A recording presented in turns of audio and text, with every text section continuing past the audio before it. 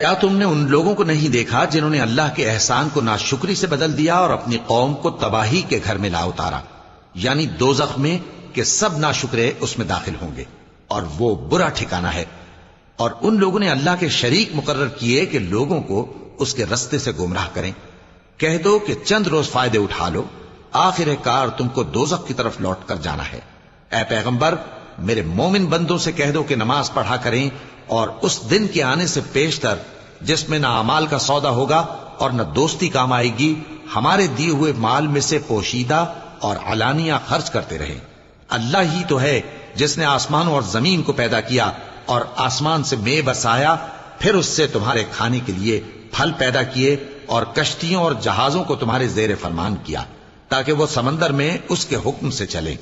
اور نہروں کو بھی تمہارے زیر فرمان کیا، اور سورج اور چاند کو تمہارے لیے کام میں لگا دیا کہ دونوں دن رات ایک ڈگر پر چل رہے ہیں، اور رات اور دن کو بھی تمہاری خاطر کام میں لگا دیا، اور جو کچھ تم نے مانگا سب میں سے تم کو عنایت کیا۔ اور اگر اللہ کے احسان گننے لگو تو شمار نہ کر سکو، مگر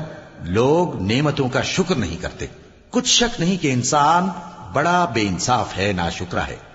اور جب ابراہیم نے دعا کی کہ اے میرے پروردگار، اس شہر کو لوگوں کے لیے امن کی جگہ بنا دے، اور مجھے اور میری اولاد کو اس بات سے کہ بتوں کی پرستش کرنے لگیں بچائے رکھیو۔